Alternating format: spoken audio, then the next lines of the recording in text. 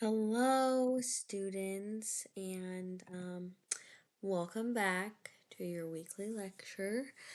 Today, our lecture's on deviance and obviously, but poverty and deviance. Title of today's lecture is Deviant by Default: The Sociology of Being Broke. Again, it's me, your teacher, Elena. So, the first concept that they talked about kind of in the chapter was about double deviance. And I'll just kind of go over. Sorry if you hear my computer moving, it's my cat Chester. She always wants to participate. But if you remember, double deviance is specifically about how being poor, basically, will lead you to participate in deviant behaviors, as well as being poor in and of itself is deviant. So there you have the double deviance. So you're two deviant people. You're committing two acts of deviance in one. So as you see, the first picture there is some guy stealing out of some girl's purse. I mean, it's not necessarily a great image, but that's what you first think of when you think of stealing. But you can imagine if you are so poor that you have no access to food, you have no access to clothes, no access to, if you're a woman, you have no access to any personal hygiene like tampons or anything like that. You can imagine that you might resort to stealing from a convenience store. That, like, none of your basic needs are being met. Therefore, you have to, relating back to an earlier chapter, you have to be creative and be one of those innovators and find a new way to obtain that goal, which is just basic needs. And then the second image is just three guys lined up that are poor. Immediately when I saw this image, and I picked this one because immediately when I saw it, I had like an unconscious reaction towards them, and I immediately thought, okay, drugs, dirty, gross, I'm gonna walk on the opposite side of the street. And it's not like I'm necessarily trying to think of those things, but that's just the first thing that comes to my mind. And I just think that they are not, like, I'm having a negative reaction to what they're doing, and they're just existing. And I think that most people would have a negative reaction to what they're existing as, which is being poor. The second topic that the book talked about was illness. I wanted to specifically relate this back to biblical times and how, specifically with leprosy, that was considered very deviant. I mean, even in that picture right there, it looks like a man and his wife and kid are like, he's telling him to go away from that man. Go away from that man. He has leprosy. And in the Bible, a lot, it actually talks about how people with leprosy were like confined to their houses, were not allowed to leave, not allowed to be seen. They had to be wrapped up. So just having leprosy was what people did not want to be around you. They thought you were bad. And this relates back to the just world hypothesis, which that hypothesis, if you remember from the reading, is basically it's like they got what they deserved. So there's a reason that people have good fortune, there's a reason that people have bad fortune. So if you have an illness, a disease, anything like that, you're getting that thing for a reason. And I think that in the Bible specifically, they talk about that. When people were sick outside of temples, or blind or lame or had leprosy, a lot of the leaders in the church would think and talk about how, that person has that for a reason. They did something. And I think it talks a lot about that in Job. All of Job's friends, he did something to have all of his money taken away, to have all of his kids die, to have his wife die. He did something to have that happen to him, which I don't necessarily agree with that, but anybody can get leprosy.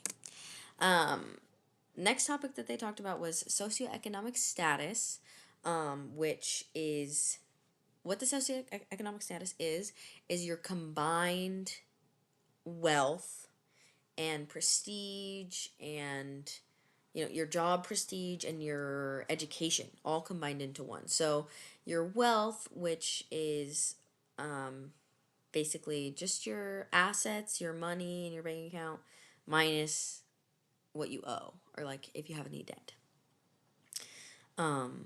And then combined with, if you have a nice job, like if you're working as a janitor, your socioeconomic status would be lower because janitors typically are not viewed very high. It's not a prestigious job. If you've never graduated high school, that you would have a lower socioeconomic status because you didn't make it past high school.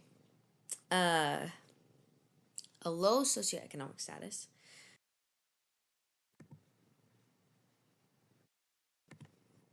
Okay, so low socioeconomic status, um, and the resulting factors. So, how could having not a lot of wealth, not a good job, not a lot of education, how could that relate to your overall health, um, and life longevity? Well, if you can't afford, if you're right on that line teetering between, um, state or federal health insurance, Medicaid, and you're just right above that line to where you don't qualify, but not high enough to be able to afford insurance. I mean, living in that little barrier there, that little like bar is difficult, and you can imagine not having insurance would be even more expensive. And you probably would skip a lot of your doctor's appointments, you'd skip your dentist appointments, you'd skip your eye exams, and it would just really like continue to weigh on you, and a lot of your health um, needs could decline very fast because you just don't have the money to. So if you get an infection, you don't want to go to the doctor, you don't want to go to the hospital because it's going to be a big fat bill. I mean, you think you're going to be okay, maybe it's just a cold, it'll go away, and you die. I mean, that's like essentially what could happen, and it's because you don't have money. They don't have the money to pay for that, and their life is shortened greatly because of that. But you can imagine if you have a high socioeconomic status, what are the resulting factors of that? I mean, there is endless treatments, endless cures. I mean, you could do, if you have an ailment, I'm sure somebody who's rich would fund the research to try and find, to, elongate their life. I mean, they have resources that most people don't, and they could extend their life and extend their health based on that. Finally, U.S. health versus the worldwide health. So it talked about in the book how we have the highest infant death rate um, compared to first world countries. So countries that are in our, bracket of production, bracket of like people, food, government, all that stuff.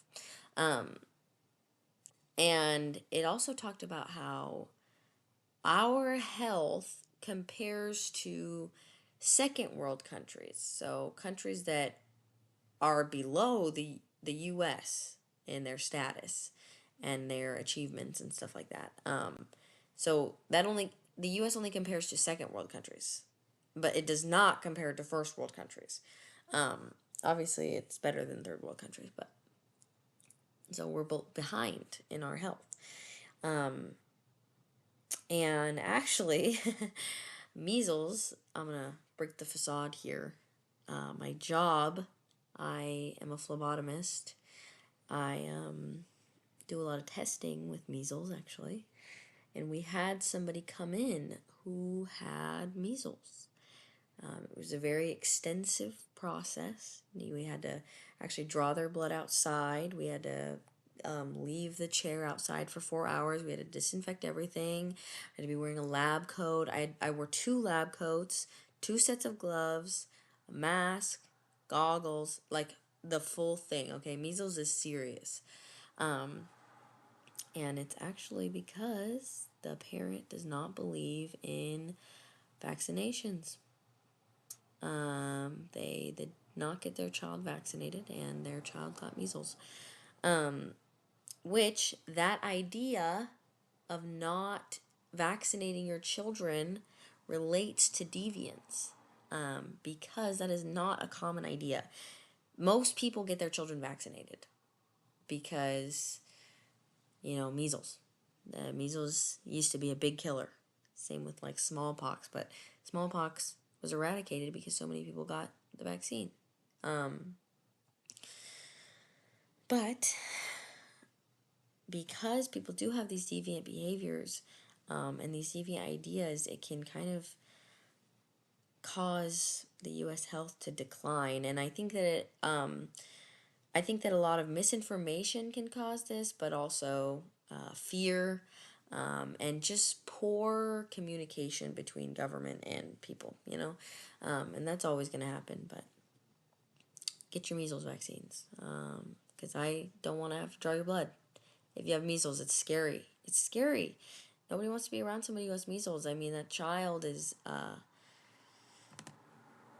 a very deadly disease. But anyway, thank you so much for listening. Please read the chapter for next week, and I will see you in a week.